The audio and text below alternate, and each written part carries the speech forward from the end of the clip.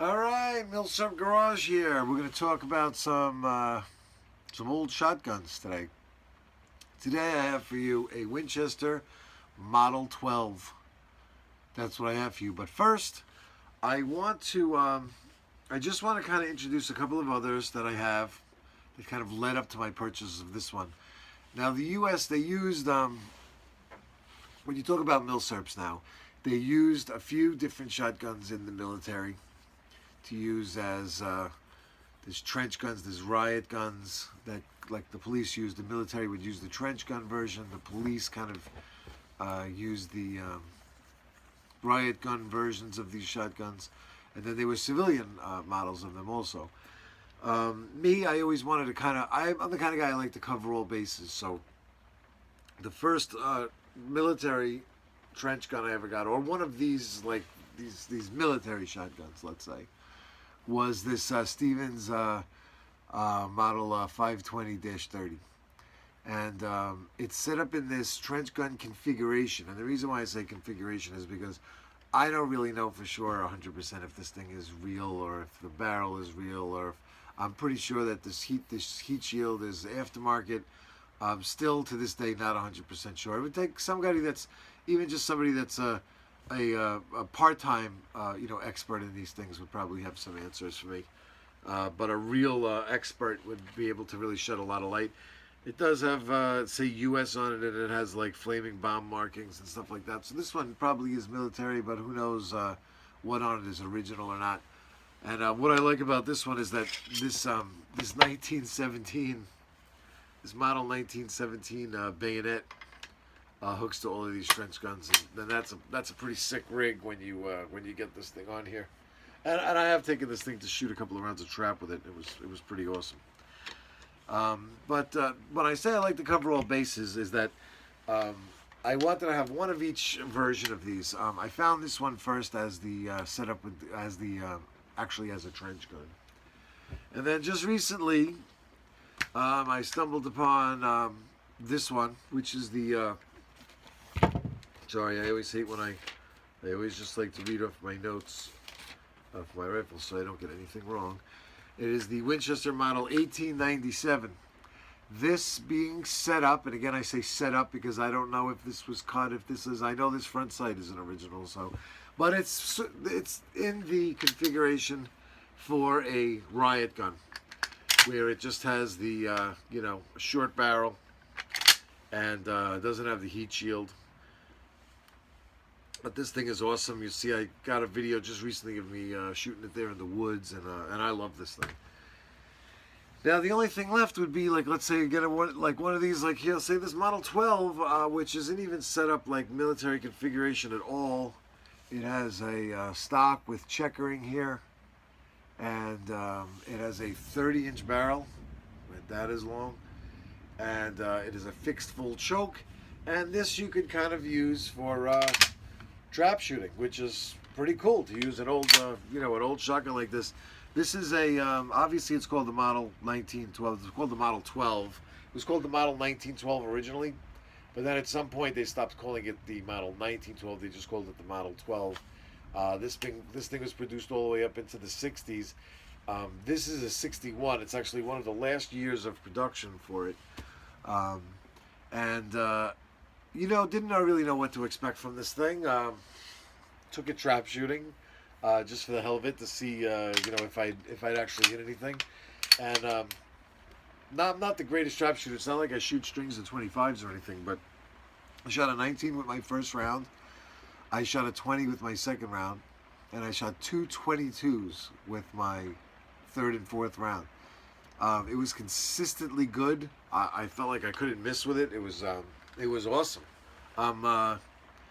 I'm kind of excited to have something this old and with this kind of history, because you could have gotten this back then also set up as a trench gun. This thing served well in World War One and World War Two and Vietnam. This thing has been through everything with with America. Everything with America. So it has a mid bead here, and the barrel end bead. It was very easy to line up. I kind of like, you know, like this one. This with the 1897 is an older one. So it's not a takedown version. By takedown version, I mean you can see if you have one of these and it doesn't look like that, it's gonna look like that. And they had this type of setup on the on these 1897s, but this one, mine wasn't one of them. So again, see, I get to have both setups. It's kind of cool. I always like to try to cover all bases, have something to show all the different variations between the different models and everything. By the way, John Browning created all three of these, which is amazing. But the 1897 is not what they call a takedown version, and this one is. And what this means is, what you did with this thing was, there's like a pin here. See that pin? And you just push it straight across the magazine well, like that. So it's all the way out the other side like that. And then you would literally use that as like a lever, see, to turn it. And then when you turned it, it would slide. I think you might have to have the slide forward. I might have messed up. Oh, the slide is forward. So it would pull forward. Let's see if this actually... I remember it kind of needed two hands, and it's hard to manipulate up in the air like this. Let's see. Once you turn it, so you turn it, and then you're supposed to be able to push it forward. It's not going forward. Let's try this from the beginning. Oh, is that the problem? Is I had to turn the wrong way? Yes, I had to turn the wrong way. And then once that pulls up, once you lift this up and you pull this up all the way, the whole gun here in the middle, well, that needs to be that way. The whole gun in the middle breaks apart. You see that? It just separates. How cool is that? And it has like a, see like the threads that are in there and the threads that are on here that kind of hold this thing together no matter what. John Browning figured that out. Absolute genius. And then again, to get it together is very simple. It just, you get it flat. I think it has to be that way, right? You get it flat and boom, it comes right together. Boom. And then that goes there. This goes here. Oh, you see, if I would have just stood it up on the butt stock, you would have been able to see everything. It would have been much easier for me. And this, you make sure that's all the way down. You turn it up, I believe, to lock it in place. Does that lock it in place? Let's see, where did it, yeah, if that's where it moves up, then you put it down, turn it. Ah, I see. And then that locks it in place. Interesting. It's a little, it takes a little getting used to manipulate, but see, now I see what it does is now it can't turn because that pin is in the way, is blocked by the barrel. See? That was his idea. See, you can hear it hitting the barrel if you try to turn it. These teeny little screws here backed out. They backed out when I was shooting it. That was a little scary. Let's see. Let's see if they're snug now. After I think I might have shot another round, and oh, it was loose again. Might pay to put a couple of drops of Loctite on these because one of them literally fell out while I was shooting. The other one was tight. One of them literally fell out while I was shooting, and I saw it. I saw it whiz past my eye, and I was like, what the hell was that? I looked on the ground, and I didn't see anything. Then I looked at the gun, and I just happened to notice that that little teeny screw right there was missing. And actually, it was this one. It was the one on this side. That little screw. And I looked on the ground again, and I looked around, and meanwhile, the rest of the line is shooting. And I saw it there, and I picked it up and put it in my pocket. But if I didn't find that, what a pain in the neck that would be. I mean, to have to find like one little screw like that. The whole gun is there, the whole gun is complete, and you're missing one screw. I hate that kind of stuff. But man, was this thing awesome. It really was. And this is a great shot. This thing holds, I think it holds 6 rounds in the tube. I mean, it's a very high capacity shotgun. This action is so smooth, and it's a very similar action to the 1917. You can see the 1897, sorry. You can see it has that that shell. This thing was supposedly the big thing that Browning invented was that when it's closing, everybody else was losing shells or something, and Browning figured out this little thing right here that he invented. That was like his big thing. See, it only pops up for a second. It only goes, hello, goodbye. That's it. It's just for that 1 second to just hold the shell there. So when you rack it fast, you don't even see that happening. You know what I mean? Yep. Amazing. Smooth as silk, this thing, too. You know, the wood is beautiful. What a good score. Cheap, too. I mean, it was in the gun store, like it was just some crappy old shotgun. Like, it wasn't even like, you know, come on. The thing's an icon.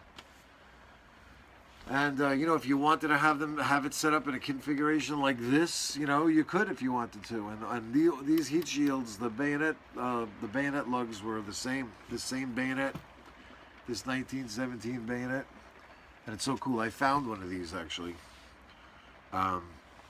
It's like the model 1917 bayonet, and I actually found one that's from 1917.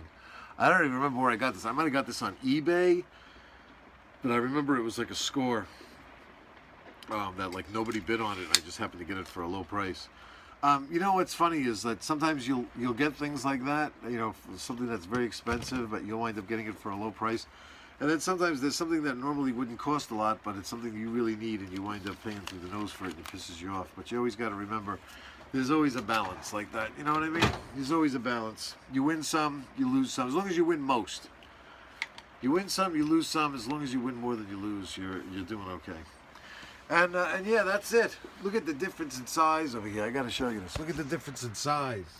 Whoa, that's a huge difference in size. That is mega. All right, guys.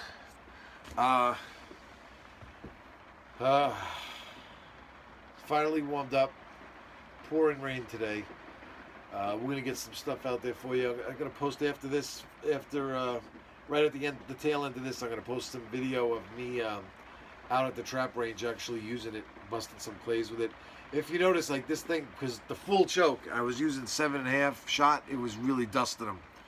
And everybody was really surprised. It's funny that when everybody goes back by the bench and they're all sitting there and they all have their, you know, newfangled, really nice, like, you know, shotguns up there, and this thing is sitting there. I always have something weird and old, and they're always curious. They're like, what the hell is that? You know, they're really surprised when you're shooting 22s and you're beating them. You know what I mean? They're really surprised that you're using something crappy like that. Well, you know, I don't mean crappy. You know what I'm saying? To them, they're like, what is that crappy thing? You know what I'm saying? Yep, so that's it. Hopefully we'll be back soon with an expose on something, you know, killer. Something killer. We got it this spring, this summer. Well, is it spring still? I think summer's just about to start. We got to get something really special here up on the channel. Whether it's, I think I might do a video at that armor, the Museum of Armor, the American Museum of Armor that I posted up here. That's pretty cool. I might actually get out there and have a tour guide give a complete tour of the whole facility and what they have there. That would be really great if they're you know into that. We'll see. If I told them that they were like 37 people watching on my channel, I don't know if they'd be that interested, but we'll see. Maybe we'll just inflate the numbers a little bit. To all the new subscribers, hello. And to all the loyal subscribers who still watch my stuff after all this time, thank you. I noticed that my number of subscribers goes up, and then the number of hits on the videos every time I post one goes down. So it's like I'm gaining subscribers and losing viewers all at the same time. I don't know how that's possible, but I think maybe we need to wake this channel up this summer somehow. I'm going to try to come up with something. I mean, how many guns can you do? I could borrow some, could do some expose on some friends' guns. And my buddy of mine has an Arasaka. Maybe we'll throw that up here. See what's going on. Anyway, thanks for tuning in, and be well. See you guys soon. Here we are at the trap range. We have Winchester Model 12 and Winchester shells. And we're going to see how this thing goes.